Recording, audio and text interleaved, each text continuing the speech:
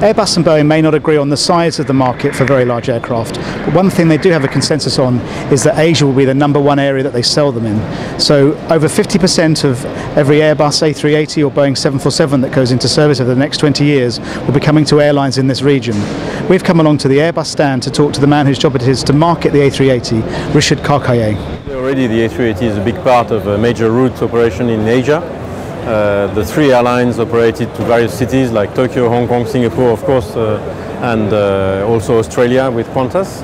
And we see this market covering, in terms of forecast demand, more than half the forecast A380 open demand for the next 20 years.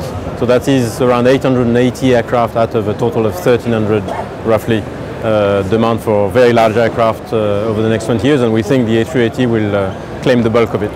And the biggest hub, I think, in your current forecast is in this region, is Hong Kong. Absolutely, absolutely. We have certainly views about A380 use in cities like Hong Kong, Singapore, Tokyo, which are key, not only hubs, but also destinations, so big points in a point-to-point traveling fashion for A380 operations in future.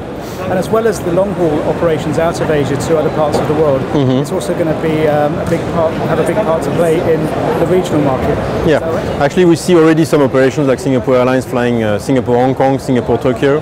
But we'll see more of that, and we'll see airlines also operating A380s with higher density seating configurations on large Asian routes such as Hong Kong, Singapore, and other routes like this in future.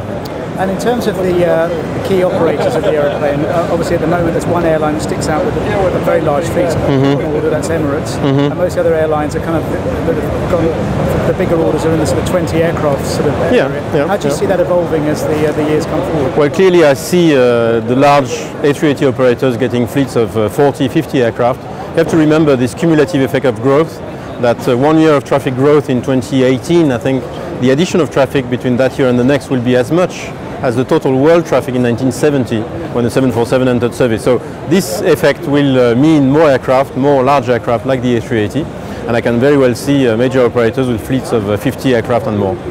And do you, when do you expect the market to start coming back strongly for large aircraft? Obviously, you've had a downturn and everything's slowed up. What's the timing on the recovery? Well, basically, we have a good status 2 years after entry into service with the 25 aircraft that are in service today, with the 4 operators, which are doing extremely well, very high load factors, even during this time of crisis.